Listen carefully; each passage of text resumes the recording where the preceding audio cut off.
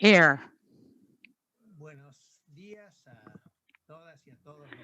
Good morning to all the participants of our third webinar session, the Progeny session, with which we inaugurated our program's activities.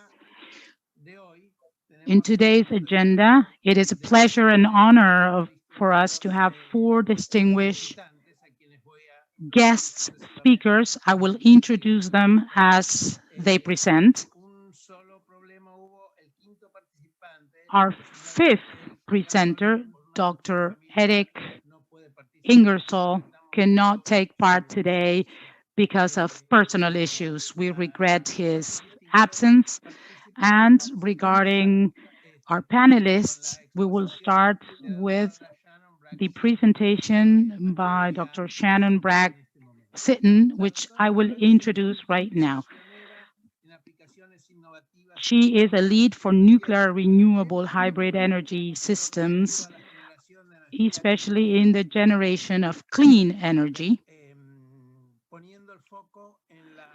focusing in the optimization of the use of energy, profitability, and reliability of the networks through the integration of systems.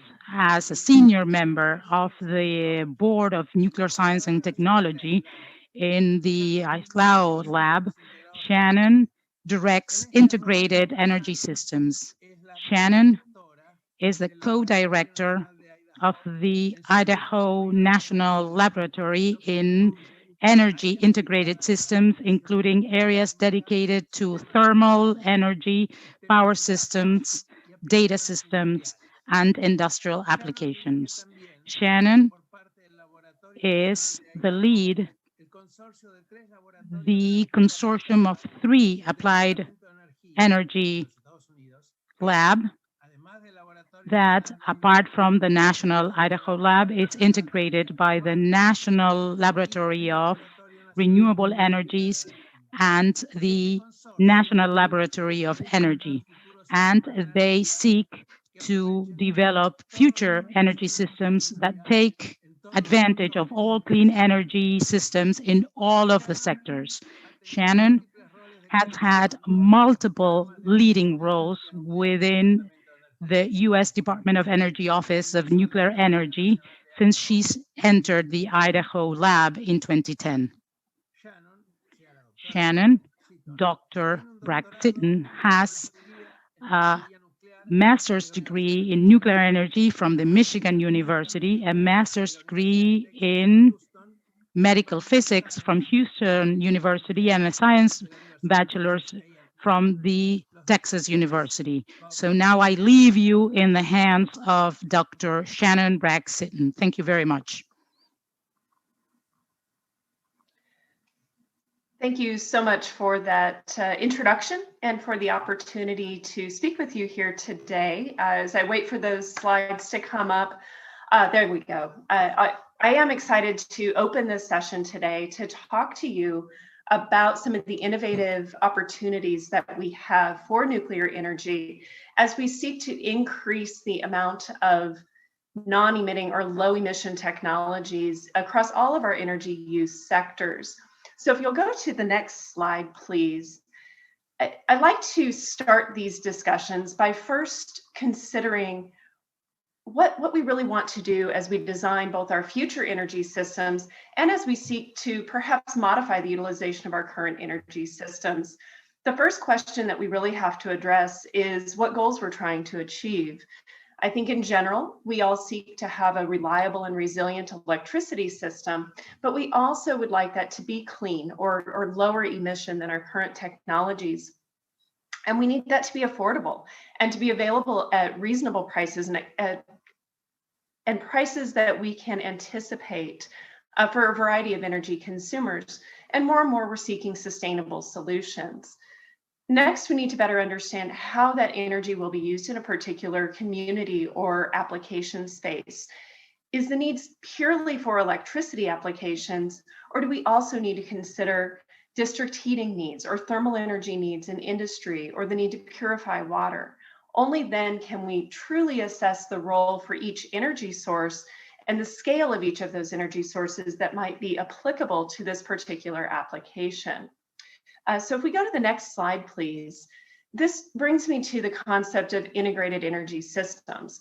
Now, these can be relatively simple coordinated systems that leverage multiple generators in a particular region, in a particular grid balancing area, to meet a variety of energy needs. Or they can be more complex, specifically designed, tightly coupled systems that allow us to more efficiently leverage what each of these assets brings to the table in meeting each of our energy needs. So these tightly coupled energy park types of scenarios would utilize multiple integration approaches, thermal integration, electrical integration, and also process intermediates such as hydrogen that can allow us access to so many different energy use sectors.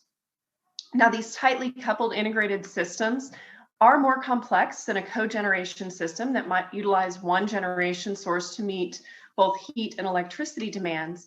Instead, we need to balance across these different generators and the types of energy they bring to this energy system to meet this variety of demands that may be coupled through this energy technology. Now, this allows us to exploit many different benefits of each energy source in meeting the different energy needs, and can allow us to provide additional grid services than what we would be able to provide by looking only at individual generators producing electricity for the grid.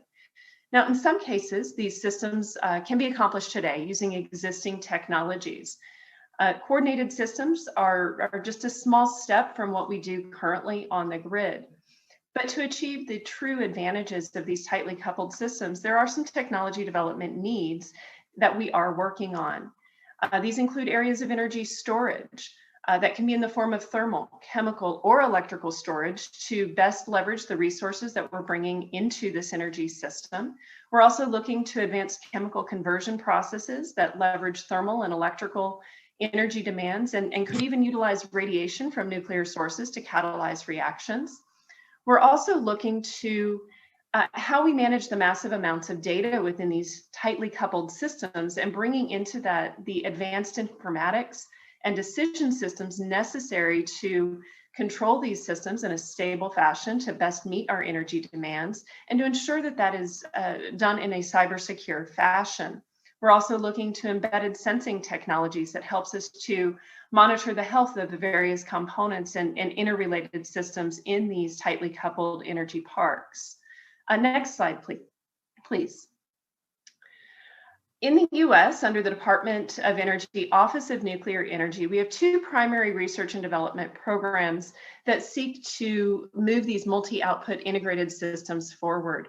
Both of these programs seek to establish both a robust and economically viable fleet of light water reactors as well as advanced reactors as we meet our baseload electricity demands and also meet a broad range of non-electric energy demands and also provide energy services. And we do so in a way that maximizes these non-emitting energy sources, so nuclear, renewables, as well as fossil energy with carbon capture and sequestration. Across these programs, we've worked to develop a flexible modeling ecosystem that allows us to assess system design, analyze technical and economic performance, and optimize that performance based on a number of assets that we bring into that tightly coupled system. And we've also developed experimental demonstration capabilities that allow us to demonstrate the different technologies associated with these energy systems and to validate the models in a non-nuclear, electrically heated laboratory first in advance of nuclear system deployment. So the program highlighted on the left under cross-cutting technology development looks at the foundational needs and capabilities of these systems and also looks forward to greenfield new build installations that would leverage advanced reactor technologies. And the program on the right focuses on utilization of our existing fleet of light water reactors to accomplish more and to meet more energy demands than they currently do today. Next slide, please. So across these programs, we've developed a comprehensive suite of simulation tools and capabilities that leverage existing commercial technologies, existing commercial tools such as Aspen Plus and HYSYS to conduct process modeling and evaluate the preliminary technical and economic value of a particular integrated energy system option, and then moving into dynamic modeling using tools such as the Modelica language to assess in greater depth the technical and the control feasibility of these diverse integrated systems. And then for those reasonable options that look to be feasible, we apply a laboratory developed approach using some of our laboratory tools to assess with very high fidelity the optimal energy system design, how large each of those coupled energy system components should be to meet certain demands, and how those systems will individually be dispatched to meet the electricity demand or to meet the thermal energy demand of all of these coupled energy users. Several of these tools have been made open source and can be accessible to this broader community at this point, and we continue to enhance the tools that we use for the assessment and analysis of these systems. Next slide, please. So as an example, I want to highlight one of the systems that has taken high priority in the United States. And this is looking at multiple generators for the production of hydrogen that reduces the emissions relative to the standard production modes for hydrogen. Now, hydrogen is a product of significant interest. It's a highly versatile energy carrier that can be stored. It can be transported for use at alternate locations through a natural gas pipeline, for combustion in a gas turbine, for electricity production, or use in a fuel cell. And it can also be transported for use by a number of different hydrogen users. So these might include chemicals and fuel synthesis, where that fuel could be used in the transportation sector, or it could be utilized in steel manufacturing for dramatic reductions in emissions associated with that process. And it can also be used in ammonia-based fertilizers, just as some examples. So we're very interested in how we better utilize the thermal energy to drive high temperature electrolysis, for example, as well as the electrical energy to produce this hydrogen while also simultaneously meeting electrical energy demands. So on the next slide, you see a configuration that looks like an energy complex might be deployed in the US Midwest. So in this case, we've done extensive analysis in looking at how a light water reactor that's currently operating in this region can work better alongside renewable generators in that region, providing both electrical and thermal energy available from that nuclear plant to drive electrolysis, either low temperature, which is shown on the top of the plot with PEM electrolysis, or high temperature electrolysis that also draws on the thermal energy aspect of a nuclear plant for this steam electrolysis process. Now, the Midwest has a number of existing industrial facilities that can be supported by this hydrogen that's now being provided by this nuclear plant. That includes some of the applications on the bottom with refineries and fertilizer plants and steel plants, or through the transportation sector shown at the top. So there's a great opportunity in this region, leveraging existing facilities in a way that maximizes revenues and minimizes the emissions associated with these processes. On the next slide, you just see an example of what some of these analysis tools have allowed us to do. Use this tool set to evaluate technical coupling opportunities and to evaluate optimal economic performance for these plants. I don't have time to go into the details of that analysis set today, but I encourage you to take a look at some of these reports that shows how use of the nuclear system can be quite competitive to traditional approaches for hydrogen production using steam methane reforming, which is highly emitting. So this is a tool set that allows us to evaluate different technical options for integration while ensuring the economic performance will be competitive in this broader market space. Next slide, please. We are not wholly focused on hydrogen, although that is a high priority. Another application that we are looking to that would better leverage high temperatures associated with advanced reactor technologies considers the conversion of carbon. Now, many countries are carbon rich. The US is one of those, and we can't simply turn away from those resources and those regions that are dependent on these coal technologies for their livelihood. But carbon is a great resource and a feedstock for many different consumer products, such as those shown on the right: fuels, chemicals, carbon fibers, and polymers. So this opportunity is a way to better utilize our existing resources to meet these end needs. Next slide, please. To do so, modeling is only as good as simulation is only as good as the models that we have in those simulation tools. So we've developed a dynamic energy transport and integration laboratory that allows us to demonstrate these integration approaches, how we integrate thermal energy generation systems such as a reactor to hydrogen production, which is shown on the right, and how we control that energy delivery to those different processes and to the grid, as well as how we control that reactor in that response. So this laboratory brings in electrical heating to emulate nuclear energy systems. We are currently building these systems, and they will be operational in just a couple of months. This will emulate a microreactor, so a very small scale reactor system, transport of the energy from that into thermal energy storage and connection to those industrial processes, initially hydrogen production. We are connecting that to our human systems simulation lab that represents a control system that would be utilized, or a control room that would be utilized for the nuclear plant. And it's also connected to our microgrid emulation system in that laboratory. Next slide, please. So that's what we're doing in the laboratory space. We are also working with our partners in industry to demonstrate these technologies at existing site facilities, at existing nuclear plants. In one of those partnerships, Exelon will be demonstrating hydrogen production on site at one of their operating nuclear plants using low temperature or electrically driven electrolysis. And they expect to commence that operation within the next year in 2021. And our other partners shown on the right is a 3 utility consortium. Initially, this will demonstrate hydrogen production at an Energy Harbor plant. That's at the Davis-Besse plant in Ohio. And in subsequent phases, we will see demonstration of hydrogen production at other locations, other plant sites operated by Xcel Energy and by Arizona Public Service. In both of these cases, this will allow us to demonstrate hydrogen production on the site of a nuclear plant and how that hydrogen can be used within the plant facility itself, as well as how that hydrogen will be shipped to these nearby users in the transportation sector or in industrial applications. Next slide, please. We're also coordinating with advanced reactor demonstrations. We have recently established the National Reactor Innovation Center in the US, and they are charged with developing and demonstrating at least 2 advanced reactors by 2025 through a competitive industry program, the Advanced Reactor Demonstration Program.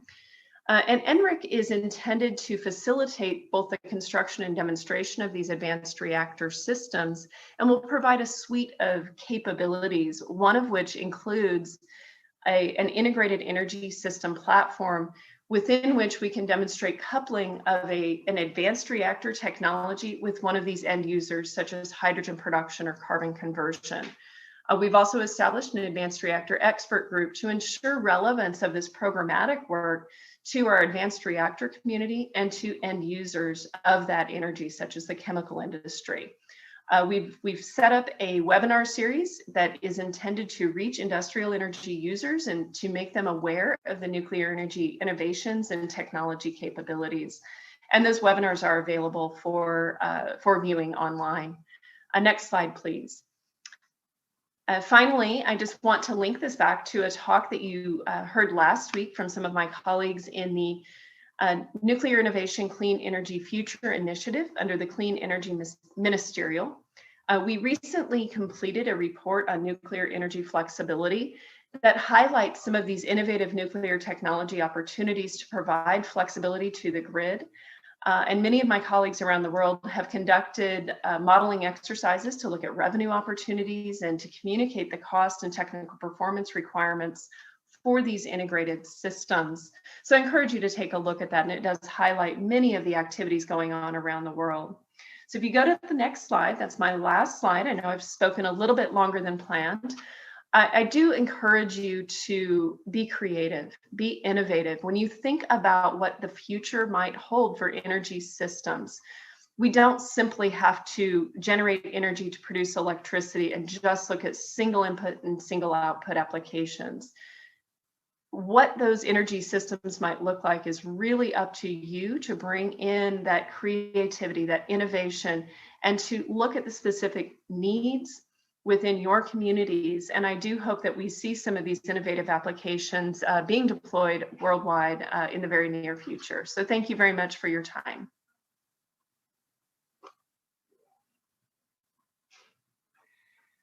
Bueno, muchísimas gracias, Shannon, por tu excelente exposición. Thank you very much, Shannon, for an excellent presentation. It's been an honor.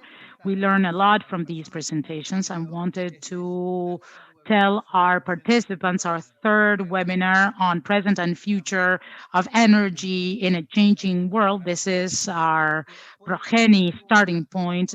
You may ask questions via email. You can send them to us, and if we have enough time, we will answer them in our Q&A session, and if not later on, you can send your questions to our address conferenciavirtual@untref.org.ar. I repeat, conferenciavirtual@untref.edu.ar. So start thinking about your questions, and then we will, at the end of the presentations, if we have time, we will answer them all. So I thank you very much, Shannon, for your brilliant presentation, and we will now go to our next speaker, Mr. Ding Yang. He is Senior VP of China Songyang Engineering Corporation. SEC are the abbreviations. He majored in thermal dynamics, has already worked in nuclear industry of China for more than 30 years. He has vast experience in the field of research and development, design and engineering, project management, business development of nuclear power plants. Mr. Ding Yan has participated in the R&D and design of HPR 1000 and ACP 100 NPP Chinese reactors when he was the president of the Beijing Institute of Nuclear Engineering. As a deputy project manager of 2 nuclear power plants, he leads the fields of project general management, project control, technical coordination, amongst many others. As a senior vice president of SEC, he is in charge of international marketing and involved in several nuclear power cooperation programs, including one of those with Argentina. I understand he is an old friend of Argentina. So I leave you in the hands of Mr. Ding Yang. So please, thank you so sir, much. you may present. Okay, thank you so much for the introduction, and also it's my honor to be invited to this webinar. Okay, so as I was asked to have a presentation to show some features of Generation 3 nuclear power plant. So today I'd like to show you to take the HPR 1000 we call Hualong 1 in China as an example to show these features. Please to turn to the next slide. So it's a this slide contains 4 parts. Please next. And also yes, the next, please. So the first one, I'd like to briefly introduce that for the Hualong 1 development background. So we have 2 lines in China. We have the upper line and the lower lines. It's a 2-way for us to develop our nuclear power plant. One is a domestic one, another one is a introduction one. So the Hualong 1 is based on the domestic development line. But in this process, we still have overlap for the introduction, the imported, and also our domestic one to mix it up. And also we take some ideas and also concept from the overseas advanced technologies. Please, next one. So for the HPR 1000 and also for, I mean that the generation 3 nuclear power plant, we should satisfy the latest international safety standards. And also for HPR 1000, it's a self-reliance. And also we based on the mature equipment manufacturing capability, and also based on the 30 years experience in China, and also we take the feedbacks from the Fukushima accident. Next one, please. So that is some general parameters. I will not spend a lot of time on that. So I will pick up some key parts. For example, the design plan lifetime is now 60 years, and the refueling length is 18 months, and it's a 1000 megawatt E class nuclear power plant. And also the operator non-intervention period is 30 minutes, and for the plant autonomy it's 72 hours. Please, next one.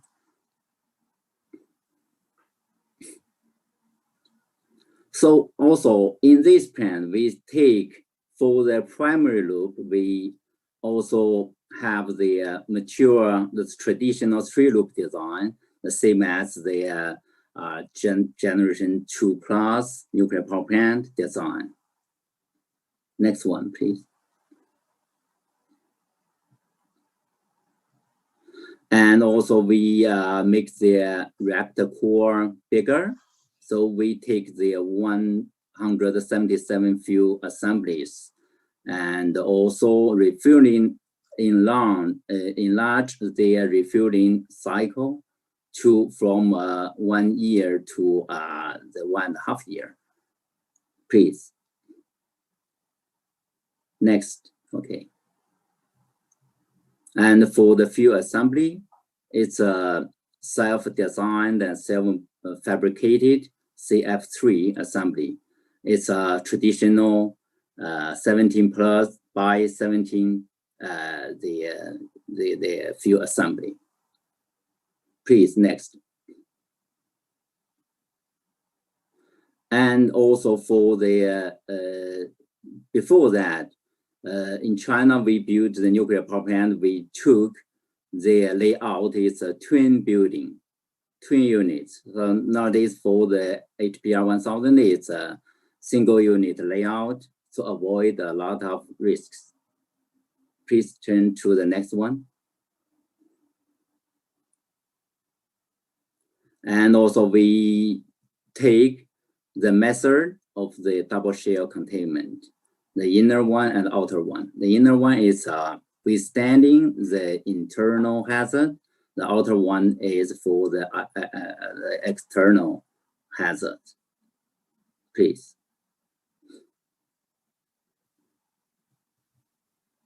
And also this design can withstand based on the seismic design. It's takes the peak ground acceleration. It's 0.3 GE.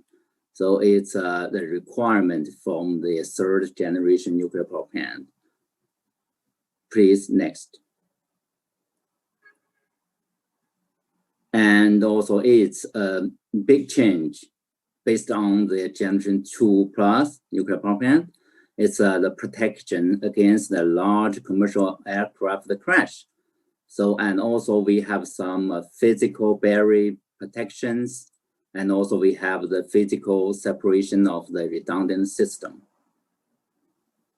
Please. And for that is the main part for the safety design philosophy. So you know that for the design principles, we have defense in depth 5 class, And also we have to take the redundancy, the philosophy, and also the diversity and the independence.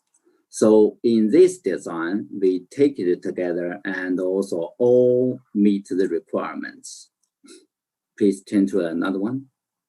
Next one.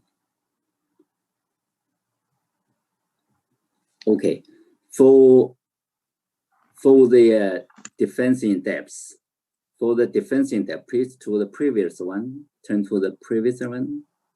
Thank you. I have told you that. So we in the defense in depth, we have 5 levels. From the first one to 5th one is more severe. Please, next one.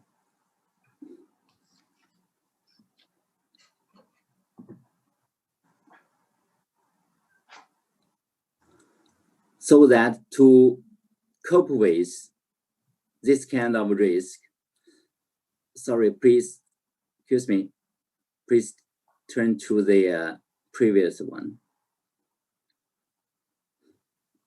Okay, in this HPR 1000 design, so we took the philosophy of the active plus passive safety design.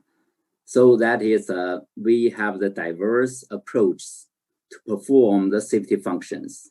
For example, we have some designs for the design basis accident and also for the design extension conditions. So for the active one, the safety functions, we have the methodology for the active one. We have pump, we have the electricity driven and also the steam driven pumps, and also we have the passive one for backup. Please go to the next one. So this slide shows we have the engineered safety features to cope with the DBA, design-based accident. Please go to the next one. Okay, this kind of countermeasures is to deal with the severe accident. For example, to deal with the containment failure, we have a hydrogen detonation and also the high pressure melting, something like that. And also we have the INC habitability and also specific procedures to deal with the DEC with core melt, the design extension condition. Please go to the next one. Okay, this slide shows the accident, severe accident countermeasures. You can see that we have the motor driven, the passive, we have the active ones, and also we have the passive ones. The passive, for example, have passive containment heat removal. It's a backup for the containment spray system. Next one. That is defense in depth application in the INC system. We have the control system, reactor protection system, and a diverse actuation system, and also severe accident ANSI systems to deal with the level 1 to level 4. Next. That is defense in depth applied in the power supply system. We have the normal operation. We have the emergency diesel generators and SBO station blackout diesel generators, and also have the battery packs and the mobile powers. Different kind of power sources. Please, next. And also we took the Fukushima feedbacks. That is normal. So I will not, to save time, I will not describe that in much detail. Please go to the next one. Okay, the second one is based on the new technologies. Also, we based on the proven technology. Most of them are based on the proven technology. Next one. So the technology, the enterprise system based on the mature design, similar configuration with operational experience of 1,000 reactor years, and also most advanced features based on experience of the previous NPP, and also the new features verified with the experiment. So, and also so on. Next. So it's only show some pictures for the mature design of the primer loop. Next one.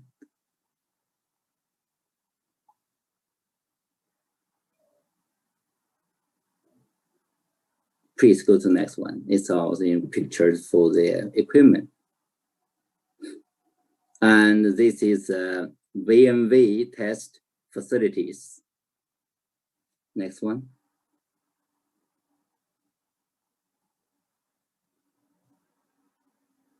And also go to the next one. Okay, we jump to the demonstration project progress. Next one. So we have two demonstration projects. One is in China, another one in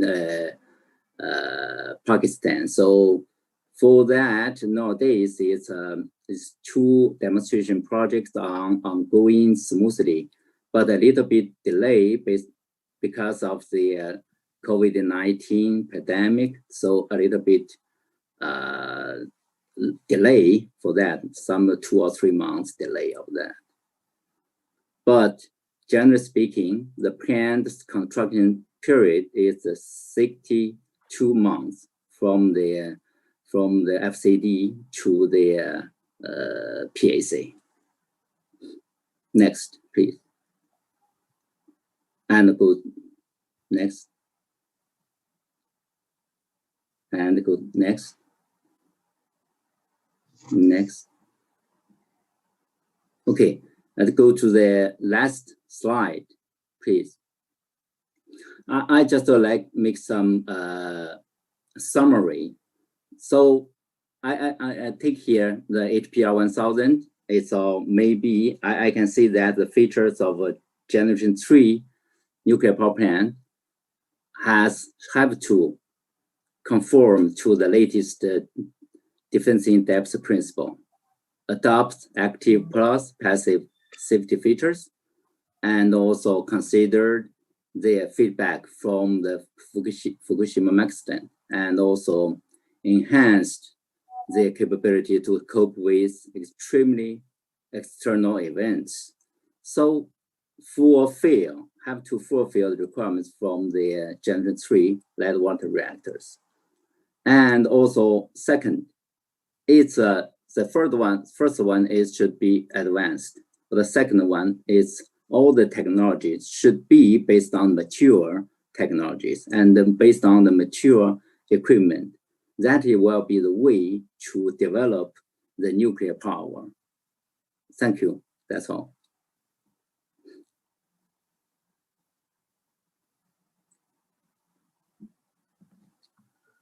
Bueno, agradecemos mucho la presentación. We thank Mr. Ding Yang's presentation very much. I repeat, as I said before, that you may ask questions and send them to our email address, conferenciavirtual@untref.edu.ar. And after completing all presentations, we will try to address them all. Once again, I thank Mr. Ding Yang for his very data-filled presentation, very interesting presentation, and we will now have our third presenter. It is a pleasure for me to introduce Michelle Breckenbauer. she will be presenting next. A very brief introduction. Michelle is Director of Stakeholder Relations at Energy Impact Center, United States. Is a research institute based in Washington, D.C., dedicated to the development of nuclear energy as a means to produce global energy, decarbonized energy, and for the increase of access to clean and affordable energy sources.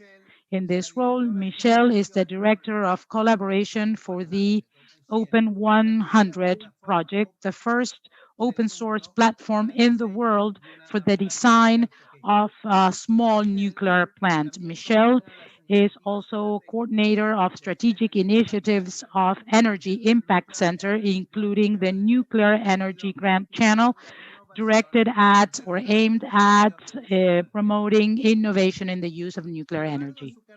Throughout her career, professional career, Michelle has taken advantage of her training in science and technology to accelerate the development of decarbonizing technologies. Before being part of the Energy Impact Center, Michelle was a policy analyst coordinating science and technology policies in the federal agencies in the United States, in the White House office for Science and Technology Policy, and after that, at the Science and Technology Policies Institute. Currently, she is member of the Women's Leader in Energy at the Global Energy Center, a think tank specialized in international affairs. Before this, Michelle was member of the MIT Energy Initiative from the MIT Climate Collab and the Graham Sustainability Institute. She received her magister degree from the University of Michigan and a science bachelor in chemical engineer from the University of Alabama. So, Michelle, take it away. It's your turn. Thank you very much.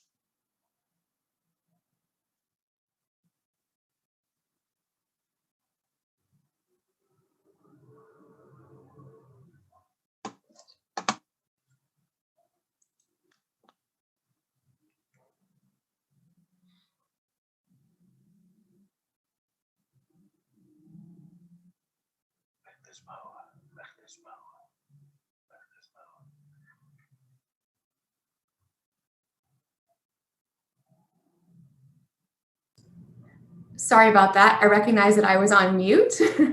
I'll start over my remarks really quickly. I'd first just like to start out by thanking the Program of Studies on Nuclear Energy and Innovation for hosting this webinar, for Professor Hakovkis for moderating, and to Professor Julian Gadano for the invitation to speak today. It's an honor to speak on this panel of such esteemed colleagues and to talk about a different approach to innovation in nuclear energy. Next slide. Thank you. So the Energy Impact Center is a US-based research institute with the mandate to accelerate the transition to clean energy. Our vision is to significantly expand nuclear energy worldwide as a means to decarbonize global energy production and increase access to clean, affordable power. Next slide. Our early research efforts centered on understanding the relationship between energy, emissions, and climate change. To achieve deep decarbonization, we will need to rapidly transition to clean energy sources, not just electricity, but industrial energy use and heat as well. And so we came to understand that nuclear energy, with its incredibly high energy density and low carbon footprint, is really the only low carbon technology capable of generating the quantities of energy needed to meet the world's growing energy demand while fully accounting for its own life cycle carbon emissions. And so advancing the deployment of nuclear power has been a primary focus of our organization. But despite all of its potential, nuclear energy remains underutilized, stagnated at just 5% of global energy supply, and is largely overlooked in future climate policy and energy planning discussions. To understand why, the Energy Impact Center conducted a critical review of the nuclear industry, speaking with hundreds of experts and conducting a techno-economic analysis of historic deployments. What we found wasn't an industry crippled by politics, public opinion, or a lack of scientific ingenuity, but rather one captured by a dominating trend towards larger and more complex infrastructure projects that have made nuclear power uncompetitive economically. Next slide, please. And next. Our investigation found that cost is ultimately driven by the speed and risk of construction, not the reactor core technology. The most successful build-outs occurred in the 1960s, where a 600 megawatt power project could be delivered in just 3 years for less than $1,000 a kilowatt. Since then, projects have escalated in size, requiring custom and highly complex components and construction practices that only specialized vendors and EPCs can provide. Revitalization of the industry will require a new approach, one where power plants are designed to fit today's capital, supply chain, and market constraints, and can be brought online in the next few years, not decades. Next slide, please. To bring this vision closer to reality, the Energy Impact Center created the Open 100 project, a platform that offers developers a blueprint with all of the elements needed to design and construct a small nuclear power plant which meets these constraints. Next, please. And next. Open 100 takes the engineering behind the most successful deployments in history to create the foundation for a new generation of power plants that are faster and more cost-effective to build.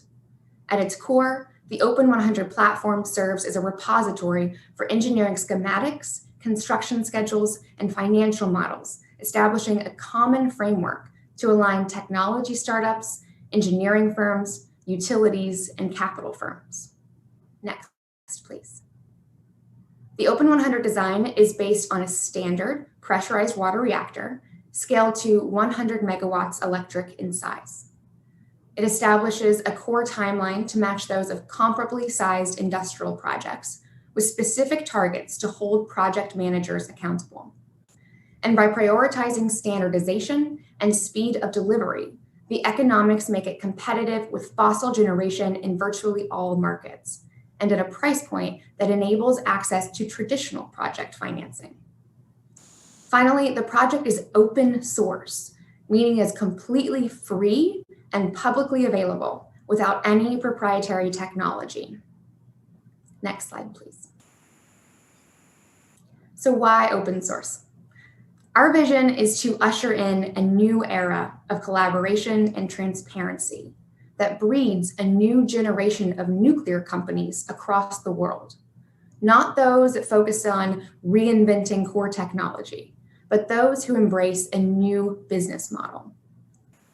The Open 100 project aims to set common standards, fast-track licensing, and encourage the growth of a robust developer industry. For nuclear technology to meet its potential in the fight against climate change won't come down to the next new reactor concept or even the construction of the next dozen power plants. We need a community-wide effort focused on making nuclear energy cheaper, more accessible, and more abundant. And Open 100 is setting the stage for this future vision. Next, please. The Open 100 business model is envisioned on the fundamentals of the real estate industry, where scalability and business success are driven by efficient project management and does not rely on proprietary technology. Next, please. This is a departure from the traditional business model that we see today. With today's gigawatt scale projects, a combination of vendor, EPC, utility, and government take responsibility for bringing a project to life. Because these projects are so infrequent, the normal business objectives of securing repeat business by delivering a project cost efficiently aren't effectively applied. This means the vendor and EPC, who are motivated to take as much money as possible, are incentivized to allow for inflated costs once the government and the utility are on the hook, and the project is deemed too big to fail. We propose a more straightforward arrangement that in the long term is beneficial for all parties. One where the vendor/developer takes full responsibility for the project, and by keeping it small and simple enough, can hold the EPC responsible for cost and timeline constraints. One where the government does not offer direct financial assistance, but assists in streamlining and stabilizing regulations.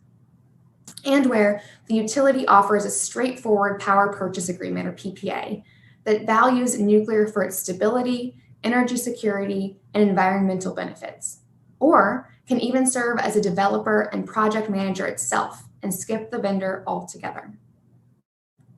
The missing piece so far has not been advanced technology, but rather a framework for developing a nuclear power project that developers and utilities who aren't familiar with the technology can look at and agree to. This is why the Energy Impact Center has developed the Open 100 project, and why we've also spun out a private firm, Last Energy, to help structure private development opportunities and realign incentives between project stakeholders and the power customer towards low-cost, clean energy. Next slide, please. So in conclusion, innovation is necessary, but we shouldn't innovate just for the sake of it.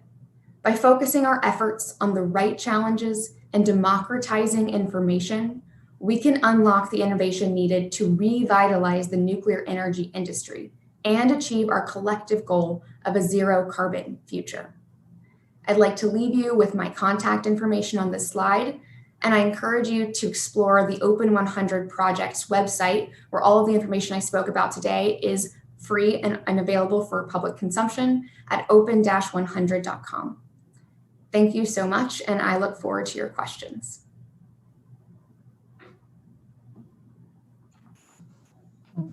Bueno, muchas gracias, Michelle. Thank you very much, Michelle. Excellent and very clear presentation. I repeat, for those of you who wish to ask questions, especially those who are getting the YouTube stream, a future and present and future of energy in a changing world. As part of our Progeny webinar series, you can ask questions and send them to conferenciavirtual@untref.edu.ar.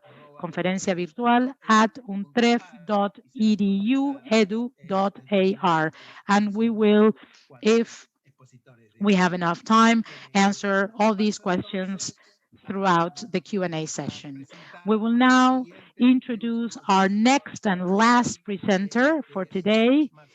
He is engineer Marcelo Salvatore. Marcelo is the founder and CEO of Insatom consulting firm on nuclear issues. He provides, and his firm provides, consulting services for the industrial and nuclear energy industry, focusing on the fuel cycle for safeguards, accountability and control of nuclear systems, transfer of technology in the manufacturing of nuclear fuels, audit and consulting in services related to the production of fuels, strategic analysis and suggestions for fuel cycles, used fuel treatment and advanced solutions for their disposal, and temporary storage solutions for used fuel. Before this, he was member of the board of Nuclear Electrical Argentina, NASA, which is Argentine's service utility company, and before that he was director of nuclear technology assessment in the Undersecretariat of Nuclear Energy. He was part of multiple initiatives, including programs for strategic development, nuclear reactor operations, life cycle extension, new power plant projects, and the CAREM project, and other infrastructure initiatives for nuclear energy in Argentina.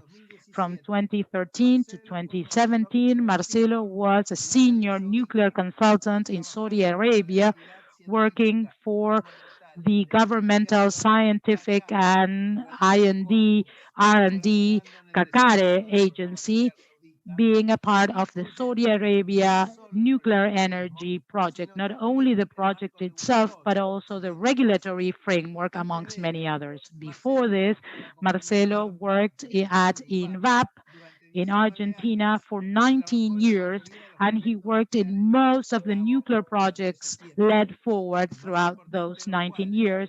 The most important was the Opal reactor in Australia.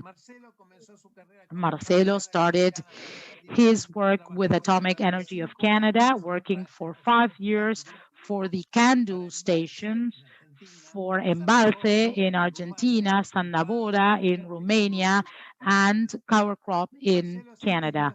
Marcelo got his nuclear energy degree 30 years ago at our prestigious institution, the Balseiro Institute, that depends from the Nuclear Agency and the Nuclear Energy Association. So, Marcelo, the floor is yours. Take it away.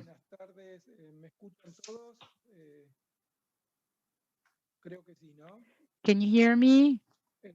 Good day, good afternoon. It is a pleasure for me to be a part of Progeny. I thank you very much for your invitation. I hope that you find my presentation fun. I have no affiliation with organizations or big companies now. I will try to be a little bit more humorous maybe, and through this I will try to raise your curiosity on some of the issues that sometimes are not as evident, or at least not as evident to me. Next one, please.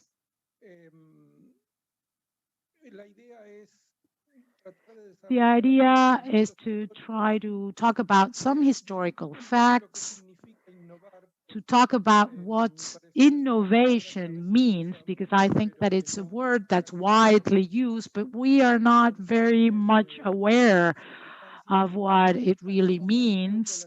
I would like to analyze our current situation of the nuclear industry in the field of innovation. What are our challenges and some future perspectives, talk about conceptual actions, and then leave you with some conclusions for our debate. Next one, please. I believe that most of you, those of us involved in the nuclear energy sector, has probably seen this this timeline, where we see throughout the different decades, in the last 70 years, the history and the historical facts of nuclear development and the subsequent generations of our reactors. I marked a landmark in history at around the 80s and 90s in 1986 with the Chernobyl accident, because I believe this has been a landmark and generated a before and after issue. Other facts that we should mention,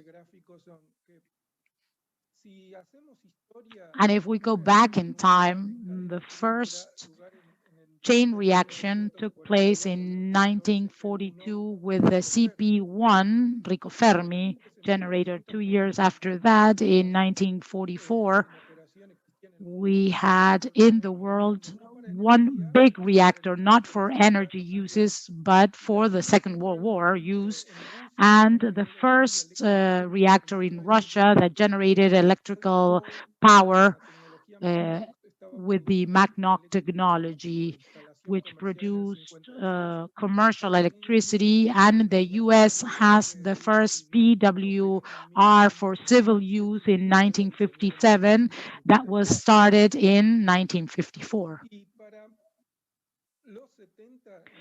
By the 70s, if we do the analysis, most of the concepts had been proven already. In the next diapo, I will show you some conclusions, but please go back to the timeline. Thank you. Why was I talking about Chernobyl? Because this has to do with innovation. Huge accident with very serious consequences that we're all well aware of. The impact has been huge.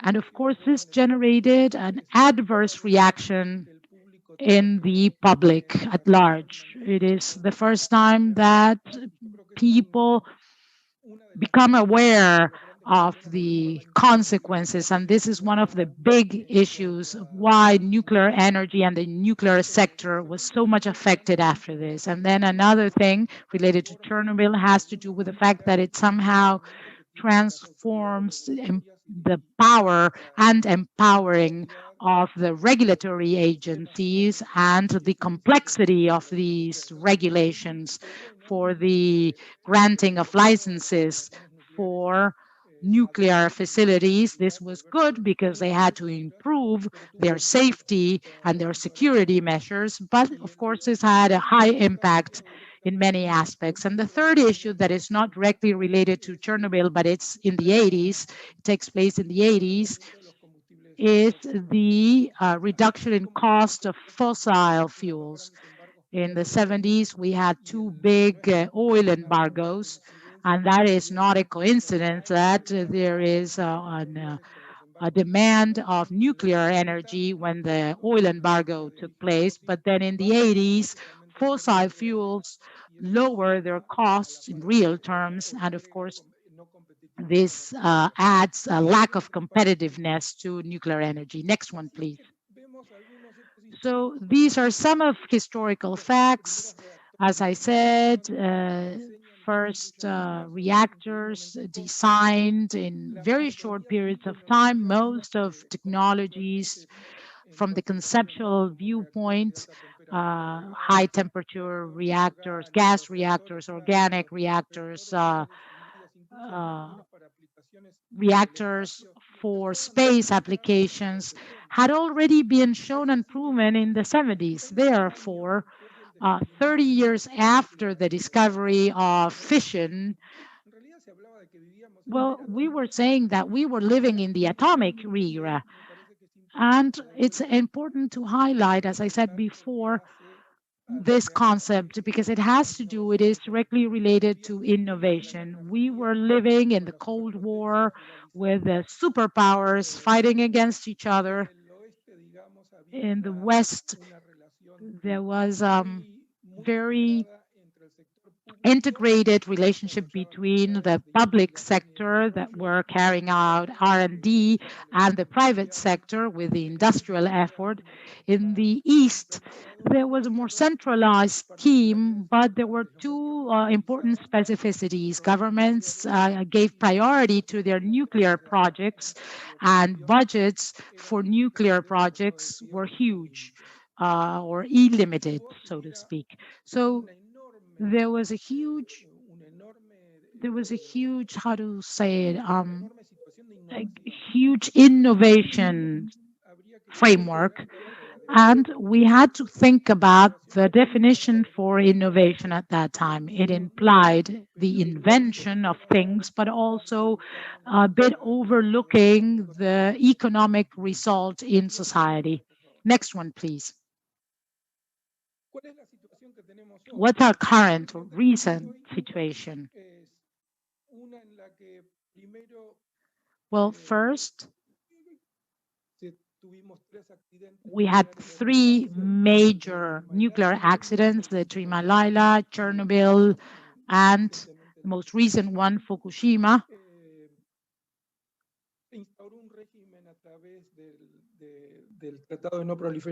through the Non-Proliferation Treaty.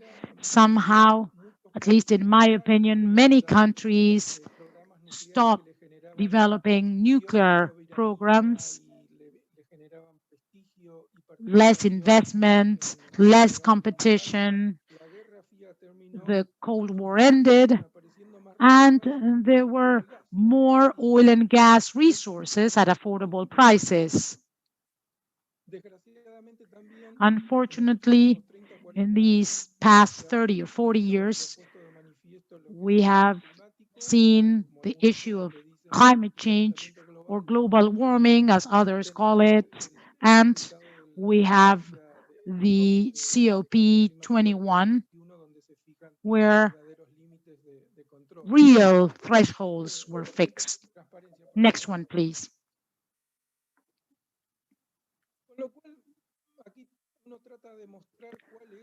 Well, this is the challenge. This is what we need to address. If somehow the Cold War and many of the projects were the most or the highest source of innovation, we may ask ourselves whether climate change, that it is a very real and serious problem, a very serious issue. This world pandemic makes us reflect as a global community, not just regionally or at country level. Climate change, very slowly but very sustained, will have serious implications on society. So can we manage for climate change and the potential use of electricity in energy as an energy source can become nowadays as an innovation driving force as it was back then, the Cold War? I believe that this may have a positive answer. Next one, please. And this is where we should ask ourselves, what does innovation mean? For us, innovation is to invent, to have a good technical idea, a good solution, a good device. But innovation is not just a good idea or a good solution, a good engineering solution. It implies, I'm not a literature expert, but it means to have the idea, to have the intention, and to provide results, affordable, economic, positive results. And I believe that we should then get involved in the discussion of the concept of innovation. And the concept of innovation should cover several issues. Product innovation, of course, process innovation, of course, organizational innovation, and finally, marketing innovation. The nuclear world hasn't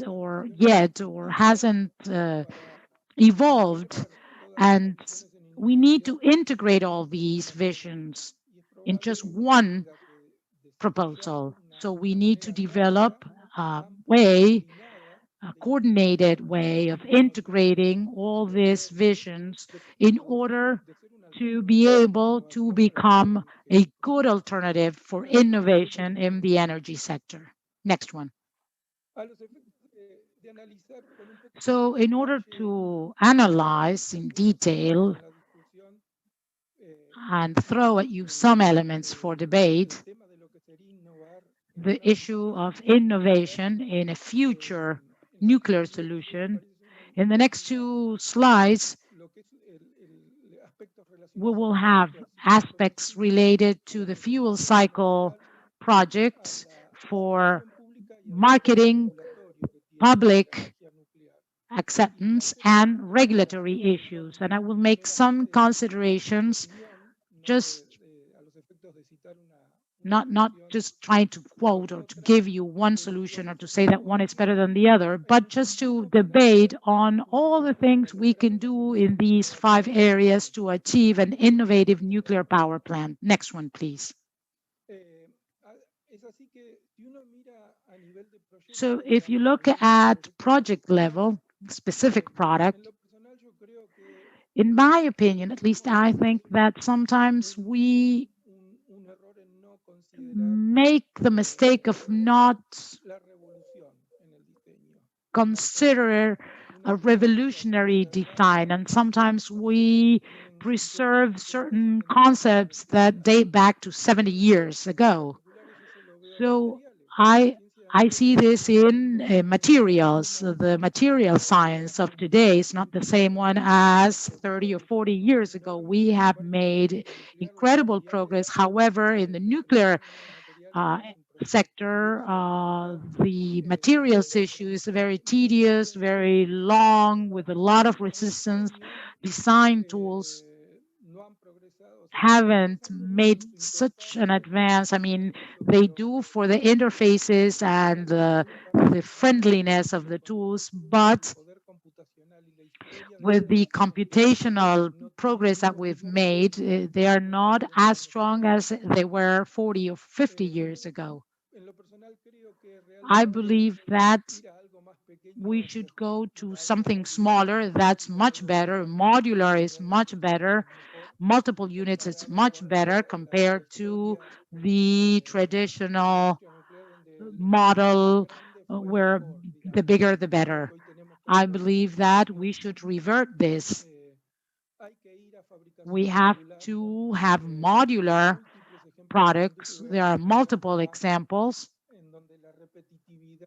The modularization generates not just cheaper products or more affordable products, but much better quality. We have to optimize prefabrication and integration on site and do the testing and deliver finished product. We need to go to new processes and new materials, and we should never forget the development of human resources. The nuclear energy sector has a lack of development in human resources, young and skilled and qualified human resources.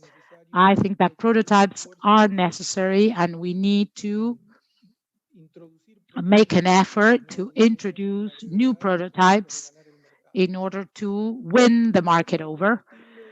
As for a fuel cycle, well, as I said before, there are no new fuels. Most of the fuels were conceived 40 or 50 years ago. So once again, there are very new and novel materials and concepts that should be introduced here. At the beginning, it will be difficult, but this will provide a huge advantage in the medium and long term. We need to pay attention to political issues. I mean, we need to have technical solutions, and we need to talk about recycling. We need to integrate disposal and recycling solutions from the very beginning. We need to avoid the deviation of nuclear fuel to other uses. This has a political imperative. This involves multilateral solutions. Also, the commercial approach should be considered. It's not easy to lead forward the process for the acquisition and installation of these facilities. So we need to envision new types of relationships between vendors and clients and customers. We need to have a very good imagination for the financing, and we have to be very creative. We need to go back to multilateral organizations or organizations that finance exports or development banks to support nuclear energy, because many of them have had nuclear policies that, I mean, against nuclear policies. A very good and promising thing was the announcement of TR, the development agency recently created in the United States, with a policy to support funding for nuclear projects. There are multiple examples. China also has an active policy in this sense, also Russia, where credit organizations and development banks are funding nuclear projects. As for regulatory regimes, not just nuclear, but also non-nuclear in general terms, we need to have a new vision. We should have new long-term national policies and strategies. We need to have a generalized commitment with COP21, and above most, we should have a regulated electricity market. It's impossible to introduce nuclear, sustainable nuclear energy in a regulated market. The example is the renewables market. They're competitive because of regulations in the market. And of course, the nuclear harmonization in the licensing. And I insist, I will try to be brief. I know I'm short of time, but the aeronautical industry does not have an independent regulator. I mean, better said, I correct myself. They do not have authorization rules independently in each country. The Airbus Boeings have been very successful. They're excellent planes, they're very safe, and regulatory systems have been harmonized amongst the different countries. But in the nuclear arena, we have to go through individual licensing schemes, which are very complex and they're not harmonized. And finally,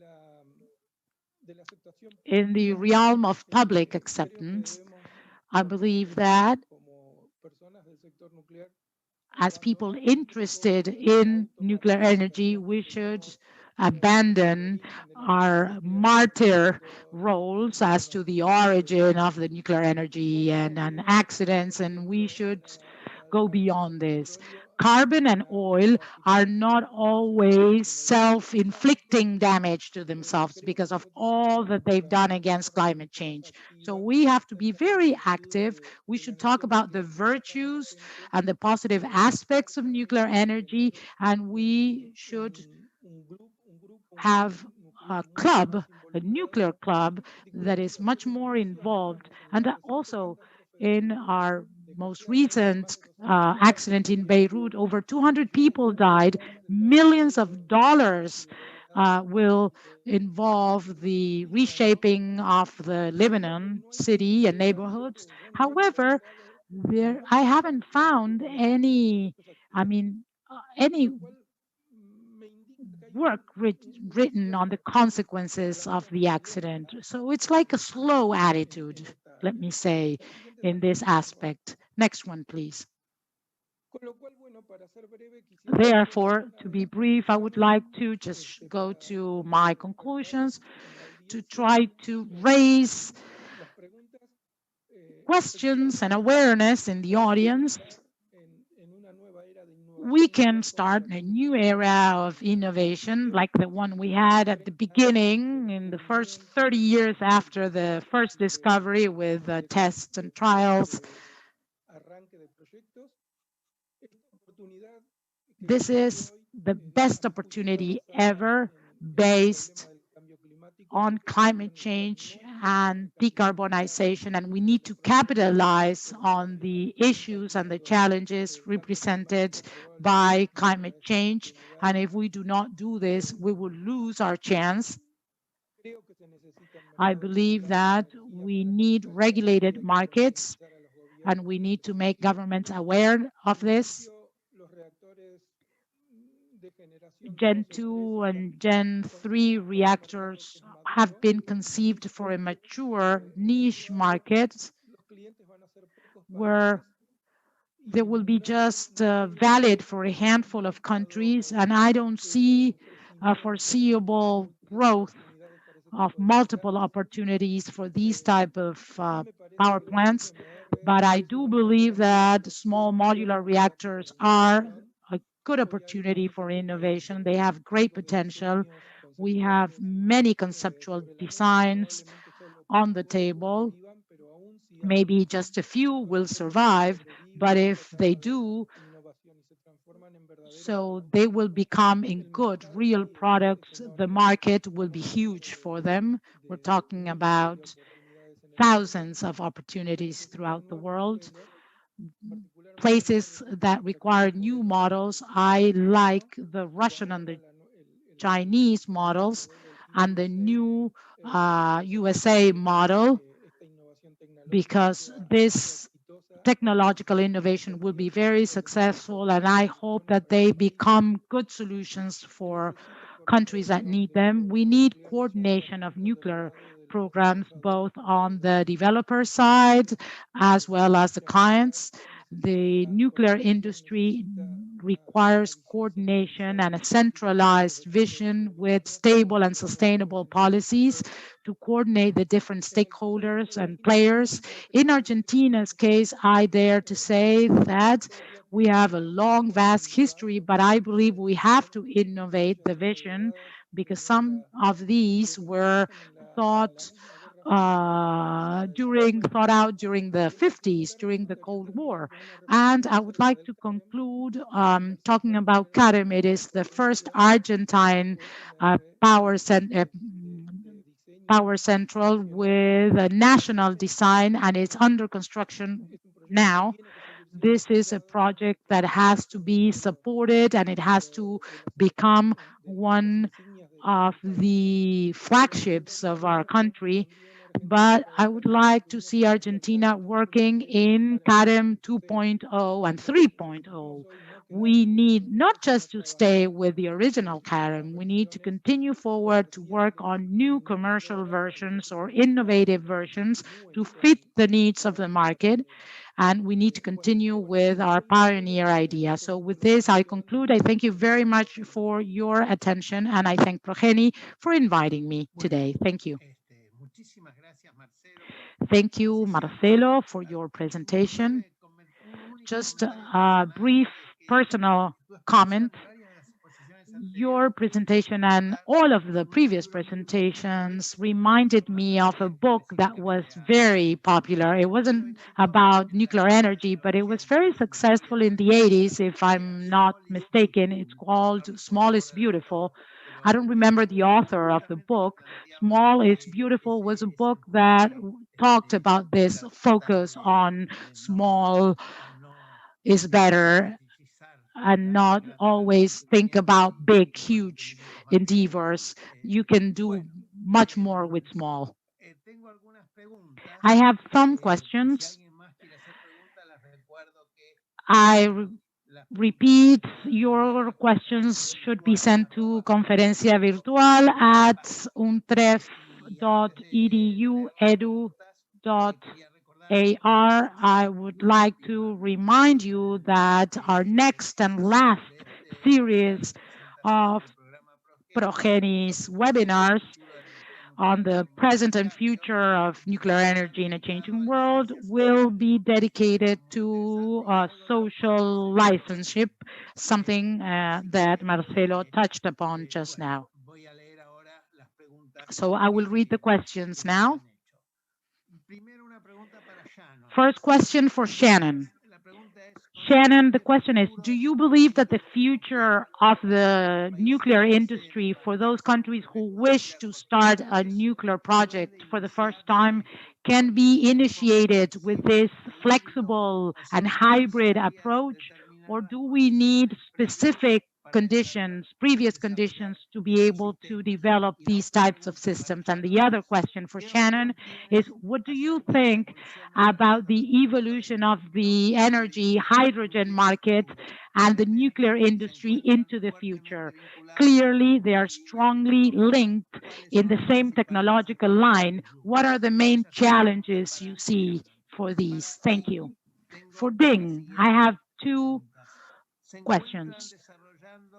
You are now developing some projects oriented towards low power reactors based on HBR. That's a question. What do you think about how to supplement an HBA 1000 reactors with other sources in energy grids in our Latin American region? And for Michelle, also two questions. Can you please provide more details on the open source character of your project? How do you protect the design, and what are the main differences from the design viewpoint between the Open 100 model and the SMRs, if there are any? Those are my questions so far. So it's all yours. Thank you very much. In the order that I asked. Thank you very much. So the first question, and thank you so much for the questions. The first question, do I believe that we can deploy nuclear energy in countries that perhaps don't yet have nuclear energy systems and deploy those in a flexible system configuration? And absolutely, I do believe that that is possible. We have many nuclear plants right now that operate flexibly with regard to their power output, which allows them to dynamically support the grid based on the demand on the grid. As we deploy new systems, whether they be very small scale system, micro reactors, or medium size, small modular reactors, or even large, we can deploy these having the output flexibility that allows them to match with other generators on the grid, such as variable renewable energy, but also to allow for their product streams, heat and electricity, to support multiple energy use applications. This is absolutely something that could be done as a baseline approach to deploying nuclear systems. It simply needs to be done in the context of how the system is designed, the appropriate safety evaluations and regulatory approaches for licensing that system. With regard to the linkage of nuclear and the hydrogen market, we've done a number of studies within the US, and there's complementary studies internationally that show a significant growth in the hydrogen market and a significant demand increase for that hydrogen to come from non-emitting sources or very low emission sources. You'll see this often referred to as green hydrogen. We do see a growth potential there, anywhere from 4 times the current market up to 15 or 16 times the current market, depending on how those studies are done and the assumptions brought into that. Hydrogen, being such a versatile energy carrier, offers us the ability to bring nuclear energy, which is traditionally used only for electricity, into these other sectors. Bringing nuclear energy into transportation, that can be a huge impact and allow us to impact another third of our energy use sectors through this clean, non-emitting nuclear technology. So there certainly is growth potential. There are some foundational things that we need to better understand with regard to the approach for the hydrogen production, how that is integrated with the energy source, in this case, nuclear, and make sure that we understand the risks associated with that, and then ameliorate those risks through smart engineering design and smart operation. We have a number of projects moving forward in this path, and I encourage you to take a look at the publicly available reports that I highlighted in the talk, and I would be happy to send you links to those if you contact me separately. So thank you very much for your time today.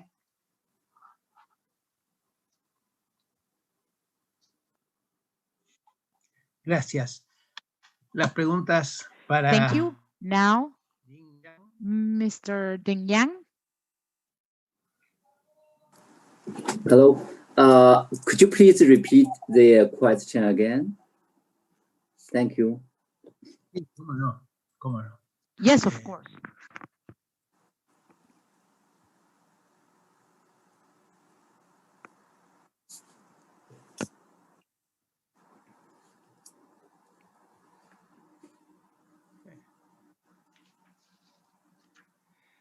Las preguntas son, ¿se encuentra desarrollando trabajos orientados Are a... you developing works oriented to lower power projects based on the HBR 1000? And what are your impressions as how to complement an HBR 1000 reactor with other sources of energy and matrices, such as the one we have in the Latin American region? Okay. nowadays in CNNC, China National Nuclear Corporation, so we are, and we have already, and also we are developing the whole series of the nuclear power technology from the, you know, that for the, we are talking about the SMR, the ACP 100, and also with HPR PM, that is the SMR, and also we still have the medium-sized 600 megawatt technology based on the generation 2+ technology, and also we have also the 600 megawatt unit technology developed based on the HPR 1000. So the different ways. So the different technology. And also nowadays we have some cooperation in the Latin America. You know that in Argentina we have several years cooperation with the government and also with the enterprises for the nuclear power plant cooperation.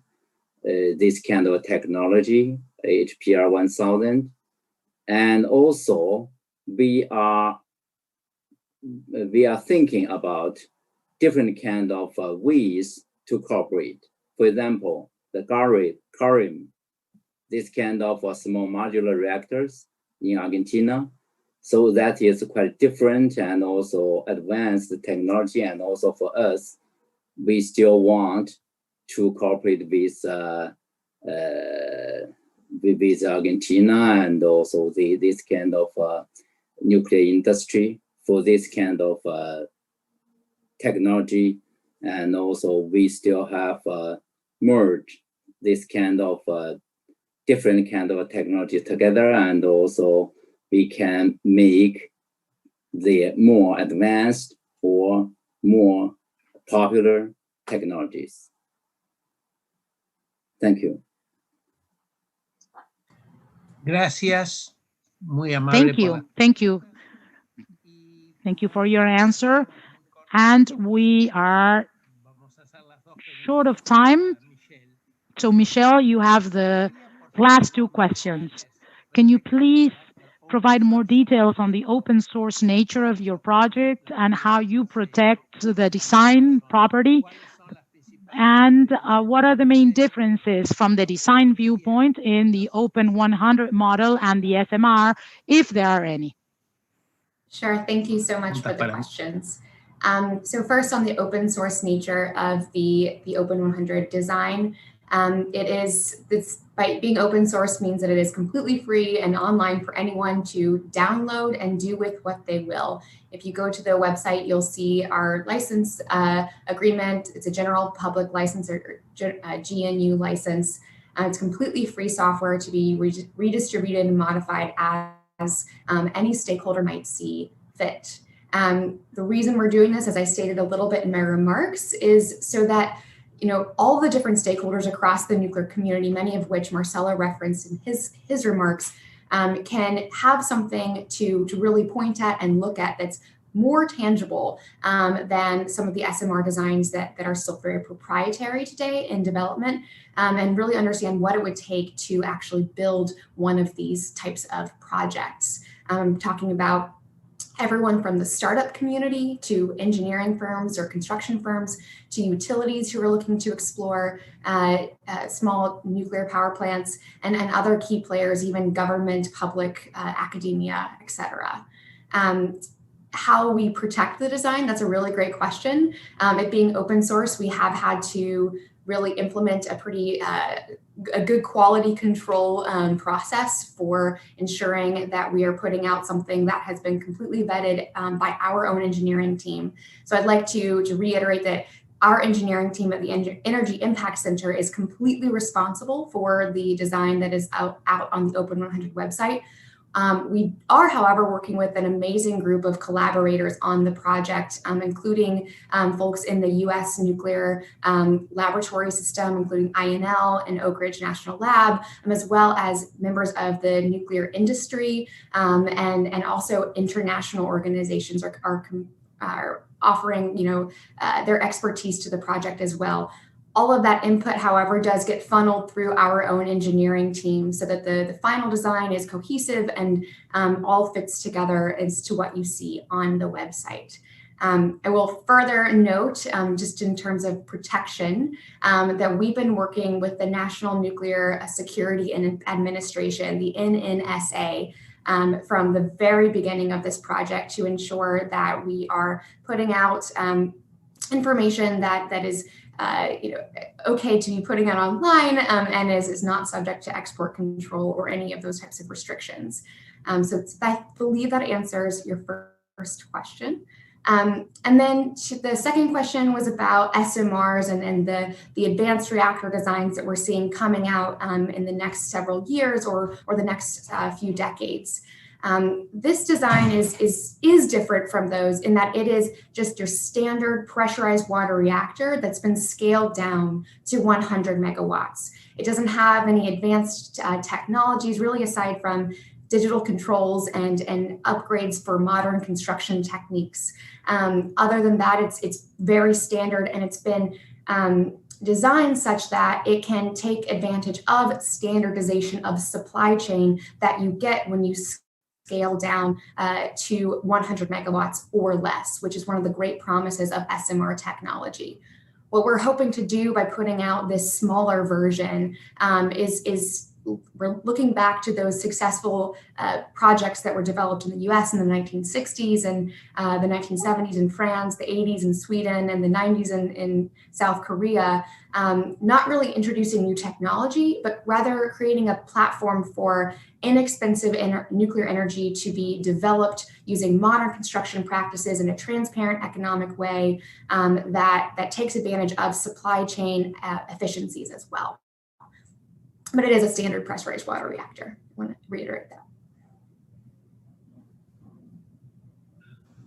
Bueno, muchísimas gracias, Michelle. Thank you. Thank you, Michelle. Thank you very much. And I believe that with this, we conclude this extremely interesting and successful webinar on the present and future of the nuclear energy sector in a changing world. Our next and last webinar series for the Progeny presentation will take place next Wednesday, same time, and we will be dealing with the issue of public acceptance and social license. I thank you very much to all of the presenter and participants. It has been a pleasure and an honor to have you here as presenters, and I hope to see you soon in our webinar series throughout time, because we are very optimistic and we believe we will continue. Thank you very much. Thank you all. And see you soon. Goodbye.